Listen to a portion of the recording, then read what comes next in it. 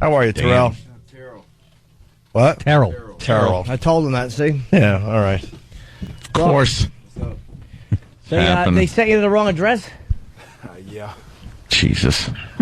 Some organization we got here. That's all right. What is it you're most sick of talking about? Because I know you probably get a lot of the interview questions, so we won't. What are you most sick of the dumb reporters asking you about? Right now? Yeah, just in general, like what you've been dealing with for the last... Yeah, since you've been doing this. Promotion. Not much. Everything's been pretty cool so far. You know, I think the best thing that I've been talking about this morning is really the Alzheimer's Association champion thing that I'm part of this year. What made you get involved with it? Is it just something you wanted to do because you want to do a charity, or is somebody like close to you affected with it, or what made you get involved? My grandmother. My grandmother. I was raised by her, and you know, she's been very dear and you know, to my heart. And so you know, once she got diagnosed with the disease, it was pretty much a no-brainer, you know, for me to kind of get involved with the Alzheimer's Association, and I got involved when I was in San Francisco and basically everywhere that I've been. So are people surprised to kind of see this side of you? Because let's be honest, on the field, you're not. What are you guys doing? Getting the mic closer. You can't hear him. Okay.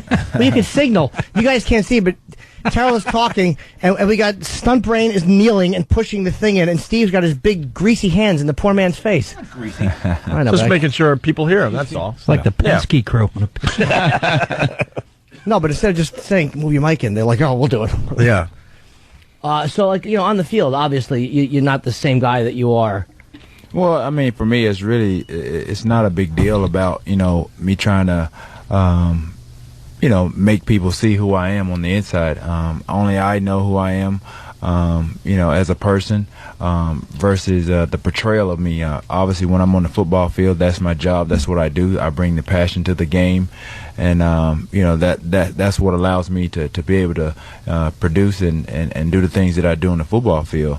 Aside from that, you know, my personality, I'm pretty laid back. And, you know, I am a caring, I am a genuine person, you know, despite, you know, what people hear about me. Do you plan on doing, because some of the things you do are really funny. I mean, like, you know, like mocking the Patriots, holding up the football as a camera. I mean, there's some great stuff you've done just to really irritate the other team. Well, you know, I just try to be creative, man, just to have fun with the game of football. I think a lot of guys and a lot of fans out there, you know, they enjoy and they like what I do, and it's not offensive, you know, by any means. And, you know, I just try to go out there and just have fun and entertain the fans at the same time. How much have you paid in fines over the years? I don't know. I haven't really. Are you afraid to add it up? Like, you let them deal with it? No. I don't want to know. You know, it is what it is. I think even though you know, we get fined, I think they use the money to go to, you know, different and various charities, you know, that they, you know, put it towards. But they should allow all that stuff to happen. I love you know, seeing you guys get creative out there. Well, yeah, I mean, I think, you know, not only just myself, you know, Chad Johnson, a good friend of mine, and, you know, he brings another element and, you know, to the excitement of the game. And so, you know, I think, you know, long as it's not offensive, you know, towards anybody, or they should just let us go out there and have fun. But I mean, I think they're trying to, you know, take away from the fun of the game a little bit. But other than that, you still try to find creative ways to do it. Do you have animosity towards, like, the Philly fans? Because I mean, there was all this weird stuff that went on in Philadelphia, and obviously the Donovan McNabb comments. And I mean, do you really resent Philly, or do you have nice memories of it? Or No, I have no ill feelings towards Philly fans at all. I just think they were misled, you know, with a lot of leaks and sources as far as really what happened during that situation and my transition from, you know, from Philly to leading to me to where I am now with the Dallas Cowboys. So, you know, with that being said, you know, I really I'm very comfortable with where I am. I'm very comfortable in how things panned out. Obviously, would I have liked to have stayed there? Sure, but under you know, some circumstances, it didn't allow that. Terrell, did the Cowboys and Jerry Jones, did he, when you first got there, did he say, look, you're not going to pull any of that crap that you did in Philly? No. He didn't give you like a lecture and say you got to change your behavior? Or No, not at all. Nothing like that? It was nothing, anything like that. We haven't even had a conversation like that. And I think, Jerry did his homework as far as, who I am as a person through people that he knows, that knows me, and even some college guys, coaches, and even some, NFL coaches that know me on a personal level. So, he did his homework as far as, background check and all that stuff, regardless of what was said and, who was saying it. Other than that, like I said, I know who I am and I know what happened, with the things that happened in Philly. And I think some of the fans really, they just got misled with some of the information. So does Donovan, you and McNabb have any kind of relationship or not at all? No, man, we're friends, and I've moved on, and I'm sure he has, and I have a job, with the Dallas Cowboys, just like he has a job to do with the Philadelphia Eagles. It was a situation that a bad situation that happened, and probably honestly, if there were some things that I probably could have done differently, then yeah. But at this point, it is what it is. It's it's in the back of my mind now. Who would you say? I know there was one time I think you were celebrating when you were with San Francisco. You were out in midfield in Dallas, and I think George Teague came and gave you kind of a shot just for. I think that's who it was. Yeah. Who gave you? Would you say in your career the hardest shot you've taken? I've taken a lot of shots, and watching from the sidelines or watching on TV, they're brutal shots. But I've kept myself in great shape. I've always kind of just bounced back and bounced up, from the hard hits. But I right now I just can't think of one hard shot. Maybe it's because of the hard hits. That's the ones you forget real quick. You're like, wow, who's that guy getting killed? Oh, that's me. I've been working out, and I can tell. I appreciate that. He means that. Yeah. My abs, though. What should I do for my abs? Because I'm really having a problem. Stop eating cake. Yeah, that's one thing. A lot of people don't know. You should try this guy's his breakfast right here. He has a bowl of cantaloupes. That's it. It's all I eat. If you saw what he drank, it's like a bowl of cantaloupe and then vodka until tomorrow morning. That'll keep you ripped. Yeah, it's all Those about ab diet. muscles in shape as you're puking the alcohol out every morning. It's all about dieting, and I learned a lot, since my fourth year in the league. And that's when I obtained my trainer, who's in Atlanta. And so I've maintained a good lifestyle, and obviously I've kept myself in great shape over the years, and obviously a big key element is just the way I train. And last year I launched my own little workout gym, and you can find out a lot of information about it on tobands.com. And I use a lot of resistant bands, now for the last year and a half, as well as a lot of dumbbells and free weights. But this year, I feel like I'm really like in the best shape of my life, and it's due to the different things that I do as far as my workout regimen. You like being with Dallas? Would you say more than San Francisco? That's kind of an awkward question because you're playing for them now. But as an organization, how do they compare to San Francisco and Philadelphia? Well, I think my first year with the San Francisco 49ers, I think everyone knows the tradition there that Eddie DeBartolo and that camp provided. But I really never got a chance to really, benefit from it, because I was there that 1 year, and then there were some things that kind of happened with that situation. So with the Playboy interview? No, I don't know anything about that.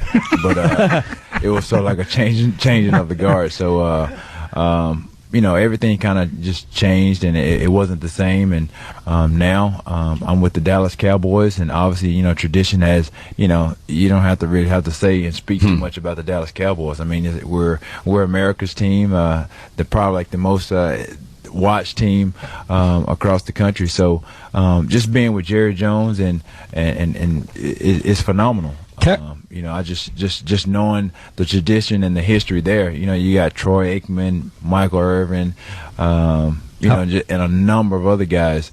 Just to be part of that is something special. How do you feel about Pac-Man maybe being a new teammate? Well, I mean, we're just waiting right now for reinstatement, and he's going to be a great addition to our defensive backfield. And obviously, with his return skills, definitely going to help us, with our special teams play. So we're just looking forward to him being on the field and making plays, and for all that to happen, we're waiting for the reinstatement. How about off the field? His antics, do they bother you at all? His past behavior? Well, I think with the year off that he's had, I think that really has put a lot of things in perspective, as far as his life and his career. So I'm pretty sure, he's going to probably curb a lot of things that he's done and will do in the future. Is there anybody that Jerry Jones won't sign? Probably not. That's an honest answer, at least. Yeah. You know what? Jerry's he's a guy that he's just talking to him personally. He's gone through some hardships, and he has really just sat down and talked to me about how he got to be where he is, and it wasn't an easy road, and it was all about somebody giving him a chance. And so I think with his life experiences, he's more apt to give somebody a chance that nobody else would. Yeah. And that's all about life and what you've learned about life. They hated him in Dallas too when he first came because he gave Landry the boot. Yeah. I think there was like 1 year left on his contract. That's He was right. like, just take your hat and hit the brick, stupid. Scram. And I kind of felt Jimmy Johnson should have stayed longer. I wish he had kind of, after they won 2 back-to-back Super Bowls and then Johnson kind of left to go, play with the awful Dolphins. I think he just wanted to get away from Jerry Jones. But, all right, whatever. But I like that he brought Barry Switzer in, too, who I always like from Anybody Oklahoma. Anybody who brings a pistol to the airport, you have to be happy with that. That's what I'm saying. He was kind of a tough guy. When you were with Philadelphia, there's got to be a thing with you in Philly because you wore an Irvin jersey. He put on a Michael Irvin jersey and went out in public. That's got to be like, you couldn't have made Philadelphia people madder if you just put 2 big middle fingers on a hat and walked to Veterans Stadium. They really gave you a lot of crap for that. Well, it was really just me just showing support, and I've always, since I've been in San Francisco, I watched Michael from afar and, across the sidelines. So, for me, it was no big deal. It doesn't matter, what I wear. I could have worn a dress, it would have been something said about that. The thing that really matters is what I do on the football field. Well, Philadelphia, let's be honest, we're syndicated. We love Philadelphia, but they're the worst people alive. We have to admit that. They're our fans. They are the worst people alive. Well, and they know they are. They're terrible people. Well, the thing is, they love you, and they'll love you, and they'll hate you at the same time. Yeah. And when I was there, there was a lot of love, and then when I left, I know there was a lot of hate. And when I came back to the stadium, there was a lot of boos. And I explained to a lot of people. They asked me, did it bother me? I'm like, no, not really, because I think some people really got what happened and what went on. And, and I tell people there was a lot of love in those boos that I received. Veterans Stadium has a jail in it. It's like playing football in southern Iraq. Why would anybody want to be involved with Veterans Stadium? You're probably very happy to be away from Philadelphia. And again, we love people from Philadelphia, but they're just awful. I enjoyed. Are you getting the message? I enjoyed feeling when I was there, and I honestly I have nothing bad to say about the city of Philadelphia. It was just a situation with management where we didn't see eye to eye, and they stood their ground, I stood my ground, and so it was a situation where I don't think we could have coexisted. I felt like I put my career on the line, and once there were talks and leaks of me trying to demand a new contract that was totally untrue, and that's what I think kind of got probably the city on the bad side. And so like I said, I knew what was going on, and when they released those comments and those speculations, it was just totally untrue.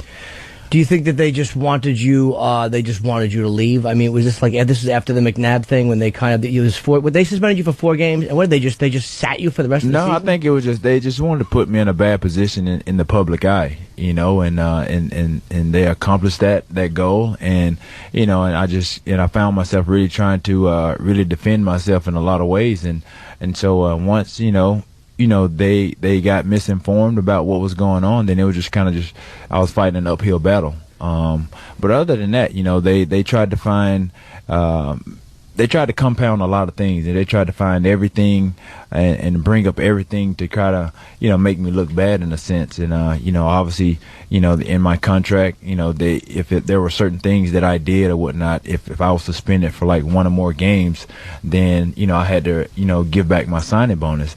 And initially I was only suspended. I wasn't even really suspended. I was just it wasn't a suspension. It was just me sitting out a game. That's not considered a suspension. And so they put their two heads together and they tried to figure out some things to try to make that thing happen. And so it happened. And did they get the signing bonus back? Well, yeah, I think there was a situation where I have to, repay a portion of that back, and I have no problem with that. Like I said, I'm in a better situation now. I'm with the team, and I'm with a gracious owner who really gave me my market value and what I deserve, and that's all I ever wanted. Do you get a little emotional after last year's game? Right? I mean, was it the press, the way they were treating this situation, or what was it that got to you at the end? Yeah, of the loss? I think so. It was more, a way they were trying to make more out of a situation than it really needed to be. And obviously, Tony's personal life is his personal life, and if somebody gives, I'm pretty sure if your boss gave you a break and told you to go do whatever, then I'm pretty sure you go to Tahiti or whatever, or Bahamas, Brazil. With Jessica, I'd go to Newark. Exactly. So I mean, he did what he did in his off time, and I think everybody made too much of that off time that he had, regardless of what time it was during the course of the season. It could have been in the beginning of the season or the middle of the season. I don't think what he did with his girlfriend, as far as taking time off and relaxing, getting away from football, had anything to do with the way we played that day. So sorry, Jim. Those tears you were crying were legitimate tears. I mean, I don't know what was fake about him. I mean, I didn't have any. I don't know. I know in the movies, I don't know if they put some things in your eyes to make you cry. But I think that's just me as a person, really caring about my teammate. And Tony and I, we established a friendship, before we even had the starting job. So I consider him a good friend, and really, he's like a brother to me. Let me ask you, because I've been a Cowboy fan for many years. It was very difficult to root for the Giants this year in the Super Bowl. But how nice was it to see the look on Brady's stupid face? Bite your tongue, you son of a bitch. I forgot you're from Boston. But how nice was it just to see them going down the toilet without that undefeated record? Wasn't that, come on, that had Honestly, to be wonderful. I didn't even watch the game. You didn't? You didn't watch the Super Bowl? I didn't even watch it. See that? I was on a date. I went to the movies. I saw the bucket list. Wow. Oh, my God. He's to the Super Bowl. It's hilarious. Yeah. You probably had like 30 seats to yourself. I thought there was a lot of people on the bucket list. Yeah. Terrell, let me ask you a question. As far as Spygate goes, do you feel like you were gypped out of a Super Bowl ring? You know what? How do you feel about that? Possibly. Yeah. Like they say, where there's smoke, there's a fire. And so obviously there was something, there has been something to it. So, they say sometimes, if you're not cheating, you're not trying. I want to go back to the Super Bowl. Why wouldn't you watch the Super Bowl? That's really interesting. I don't know. It was the first one probably that I haven't watched. I just didn't really have a desire to watch it, And I think especially just the way our season ended. I was kind of anti-football for a minute. I probably still going through my little phase of really just trying to get over the loss. And so I just. More importantly, how was the bucket list? We didn't see it. Was it all right? It was a good movie. Obviously, you got two great actors in that: Morgan Freeman, and Jack Nicholson, and and I had a pretty fine date. How'd the date work out? Yeah. Better? It was good. Is it all right? Yeah. All right. Lots of popcorn. We definitely got to get out of here. We're a little late. Oh, we got to make sure we get the info out for the charity there. Yeah, Terrell Owens promoting the Alzheimer's Association organization campaign. Now, the website is alz.org, alz.org, or terrellowens.com, TERRELLOWENS.com, and you can get all the information there. But, it's obviously a great cause, and, most of us have Yeah, somebody definitely. affected by it. Yep. I mean, it is a great cause, and I'm very honored to be on the Alzheimer's Association board this year, and I'm a spokesperson for that. And it's really to kind of educate people on the realities of Alzheimer's. And like I said, me being involved is because I've been affected by a family member, and my grandmother is someone that's been very, very dear to my heart. There you go. He said it all. Well, thanks for stopping by. We Thanks for coming in. appreciate it. Absolutely. Not a problem.